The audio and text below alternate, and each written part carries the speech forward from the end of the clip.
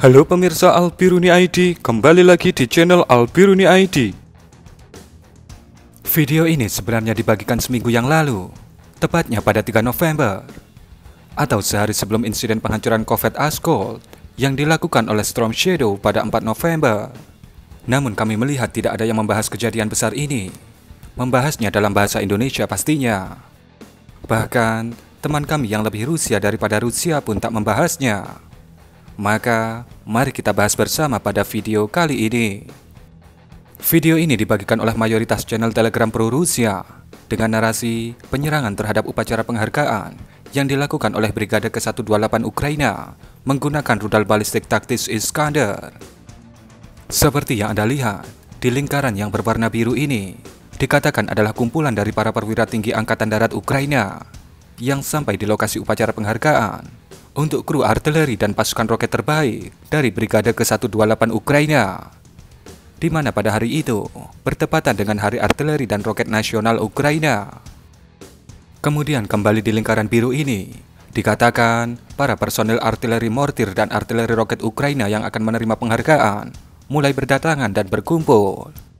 Kemudian bangunan ini dikatakan oleh pihak Rusia adalah lokasi dari penyerahan medali penghargaan dari acara ini.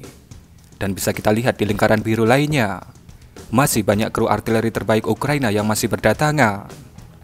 Kemudian videonya terpotong dan sudah menunjukkan sebuah asap putih yang sangat tebal membumbung dari lokasi itu. Asap putih itu dikatakan terjadi karena hantaman dari rudal Iskander. Bisa kita lihat dengan jelas bagaimana tempat parkir dan lokasi penyerahan penghargaan itu terbakar dan berasap. Gedung lokasi upacara penghargaan itu juga terlihat rusak berat ketika Iskander datang. Pihak Rusia mengatakan, dalam kejadian ini, 28 prajurit Ukraina tewas di tempat, di mana 28 prajurit itu terdiri dari para perwira tinggi Angkatan Darat Ukraina dan prajurit artileri terbaik dari Brigade ke-128 Ukraina.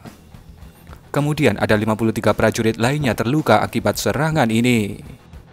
Sementara dari pihak Ukraina mengonfirmasi bahwa ada 19 orang pasukan terbaiknya tewas dalam serangan ini.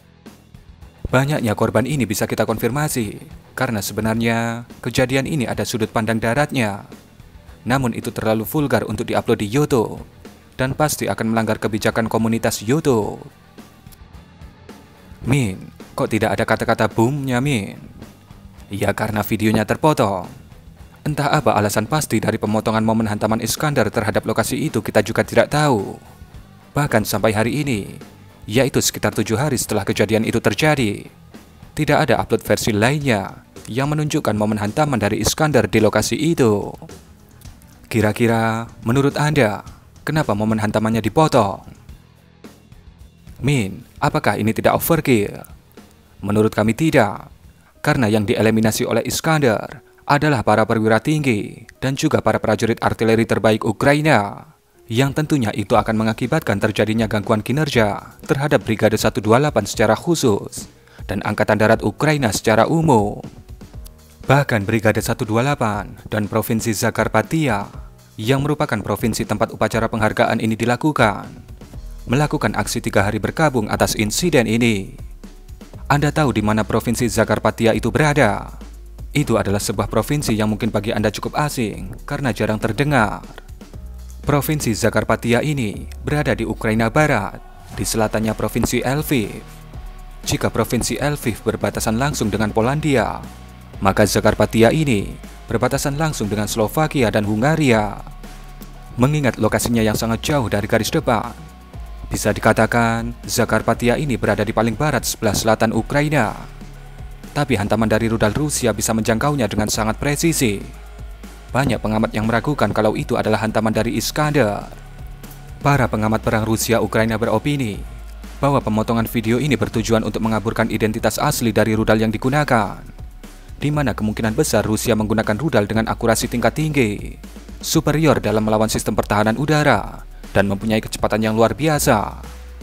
Para pengamat mengatakan tak menutup kemungkinan rudal Kinzhal digunakan dalam aksi ini, mengingat targetnya adalah para individu penting dan paling berbakat yang ada di Angkatan Darat Ukraina. Dan kurang lebih seperti itulah informasi yang bisa kami sampaikan. mengenai kedatangan rudal Rusia di momen upacara penghargaan pasukan artileri terbaik Brigade 128 Ukraina? Berikan komentar Anda.